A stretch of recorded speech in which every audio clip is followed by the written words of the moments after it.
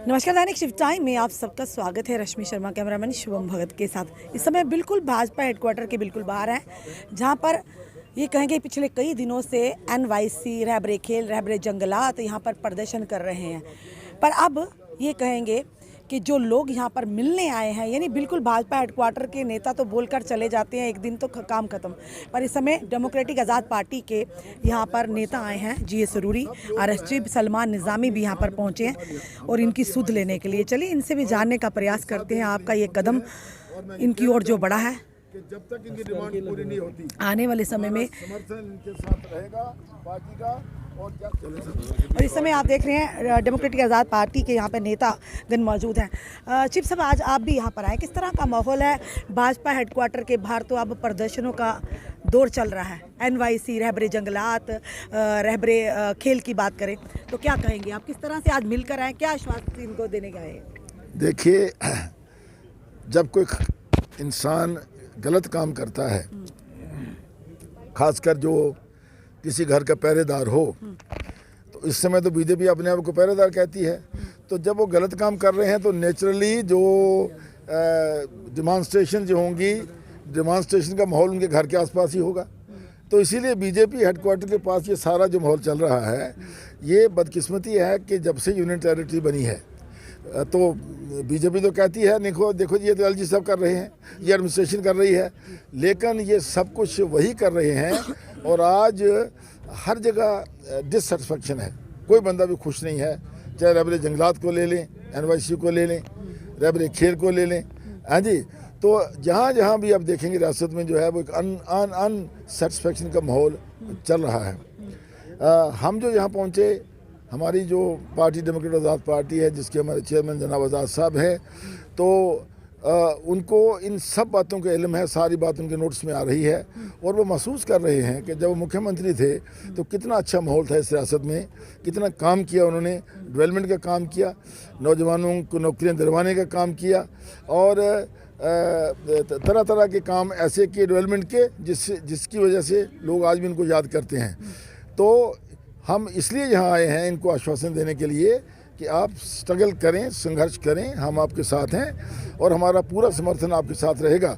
और हम honourable LG और उनकी जो एडमिनिस्ट्रेशन के लोग हैं उनसे भी कहना चाहेंगे कि आप आंखें मत बंद रखिए, आप आंखें बंद मत रखिए। आपने देखा होगा कल के दिन जो सारी रियासत में जो हमारे जो जुलूस निकले हैं, जो प्रोटेस्ट हुए हैं, और ये प्रोटेस्ट मेरे ख्याल में 28-30 तक चल रहे हैं, जो उन्होंने कहा है कि जो भी रोशनी के तहत या स्टेट लैंड या काचरा लैंड जो है, उस लैंड को 31 जनवरी तक खाली कर दो, मकान गिरा दो। तो 60 लाख पॉपुलेशन जो उस पर निर्भर है, उस ज़मीन पर गरीब लोग जो है बर्फ़ में रहते हैं, पहाड़ियों में रहते हैं, मैदानों में रहते हैं, कहीं भी रहते हैं।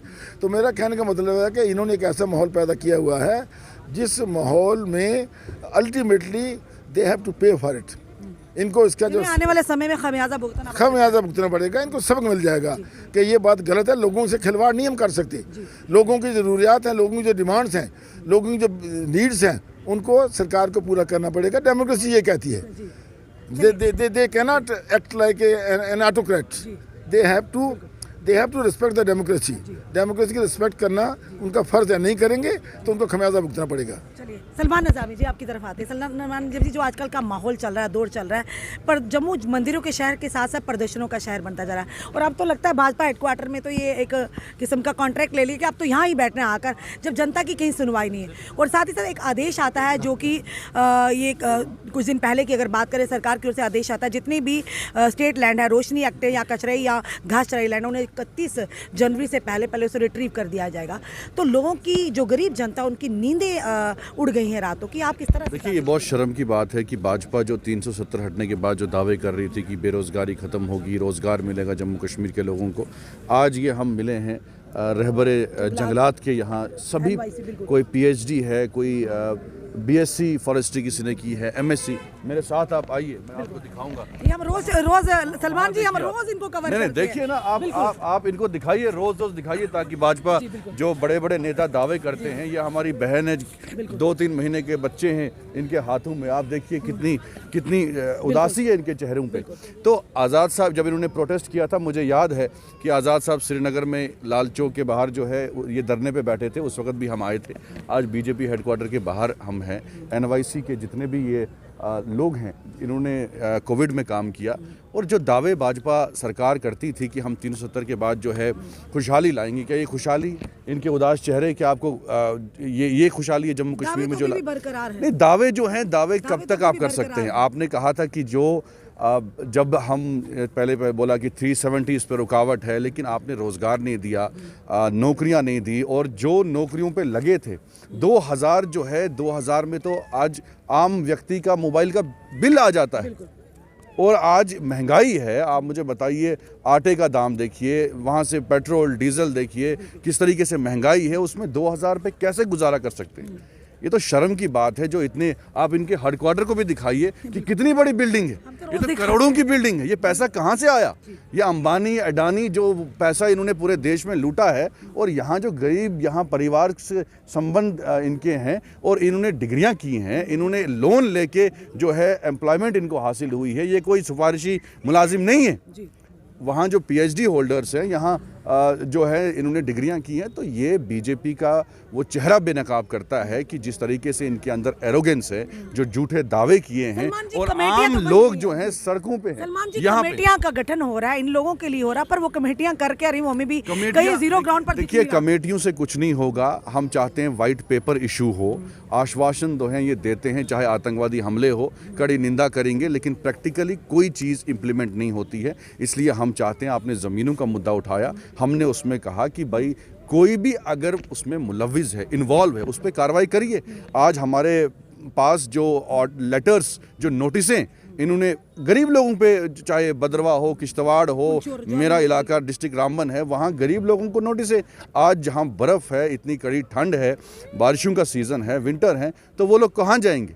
अब जो हमारे पास ज़मीनें थी वो भी छीन ली, जो नौकरियाँ हमने लगाई थी उनको आपने रेगुलराइज नहीं किया। तो इसलिए जम्मू कश्मीर के लोग परेशान हैं, खासकर युवा। आप कहते हैं कि युवाओं के हाथ में पत्थर नहीं होने चाहिए, बंदूकें नहीं होने चाहिए। इन युवाओं ने ना पत्थर उठाए, ना बंदूकें उठाई, इन्होंने तो कलम उठाया। आज इनको इंसाफ मिलना चाहिए। तो आप किस दिशा में इन युवाओं को ले जाना चाहते हैं? ये हमारा मुस्तकबिल है, ये हमारा फ्यूचर है। ये जो लोग हैं, इन्होंने कोविड में अपनी जानों पे खेल के लोगों को बचाने का काम किया है। हर डिपार्टमेंट में इनका कंट्रीब्यूशन है, रोल है। तो आप लोग इतनी बड़ी बड़ी बिल्डिंगों में खुद रहते हैं और सड़क पे इनको रखा है, कहते हैं हमारे फ्यूचर है। भाजपा तो कहती नहीं, अगर अपने होते तो एक कमरे में बिठा दीजिए ना इनको बाहर क्यों रखा है? खुद बड़ी बड़ी इमारतों में रहते हो, अगर आप लोगों के इतने वेलविशर होते तो इतनी बड़ी इमारत तो नहीं बनाते। इतना बड़ा हेडक्वार्टर है, उसमें अपना हॉल एक दे दो इनको, ये बैठेंगे धरने पे वहाँ। ये तो सड़क पे यहाँ रात दिन बैठे हैं, ना खाने को कुछ, ना पीने को। 2000 में क्या गुजारा होगा? इसलिए हम इनके साथ हैं। गुलाम नबी आज़ाद साहब ने पहले भी इनका सपोर्ट किया, आगे भी करेंगे। इनकी आवाज़ हम नेशनल लेवल तक उठाएंगे, और जितना हो सके हमें इनके साथ मार्च जो है निकालना पड़े गवर्नर हाउस तक, वो हम करेंगे। यानी आप इनके साथ देंगे? हम वही तो कहते हैं, अगर भाजपा के नेताओं की सुनवाई नहीं, हम तो यही कह रहे हैं, वो भी आकर 2014 गुलाम नबी आज़ाद साहब ने श्रीनगर में इनको ज्वाइन किया। यहाँ आसिफ साहब हैं, राहत वकील साहब हैं, वो विटनेस हैं।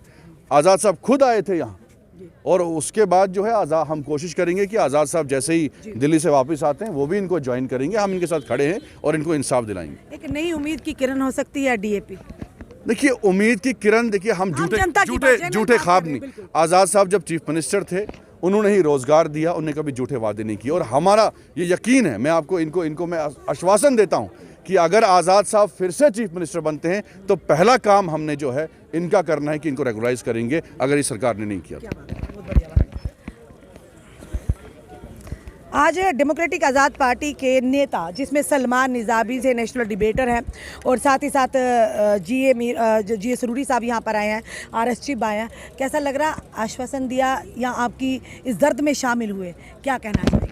देखिए, वो तो इस टाइम अपोजिशन का रोल निभा रहे हैं और हम वेलकम करते हैं जो उन्होंने, क्योंकि अपोजिशन का एक अपना रोल है और अपोजिशन को अपना रोल निभाना चाहिए। हम जानते हैं वो पावर में नहीं है, मगर अपोजिशन को चाहिए कि वो भी युवाओं की बात करते हैं, क्योंकि वो पहले पावर में रह चुके हैं, आज अपोजिशन में है, तो उनको भी जो जेन्युइन मसले हैं, क्योंकि वो जानते हैं। जैसे आप देख सकते हैं आरएस चिप साहब ने पूरा ब्रीफ करके बताया कि हमने एनवाईसीज को किस तरीके से प्रॉपर रिक्रूटमेंट प्रोसेस से लगाया था और हमने वादे किए थे कि हम इनको रेगुलाइज करेंगे।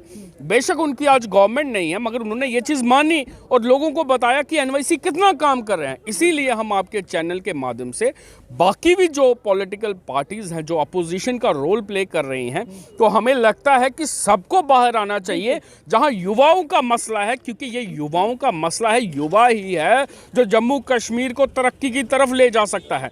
तो हमें चाहिए कि हम सबको मिलकर आवाज़ जो जायज़ आवाज़ है उसको उठाना चाहिए और उसमें सामने आना चाहिए।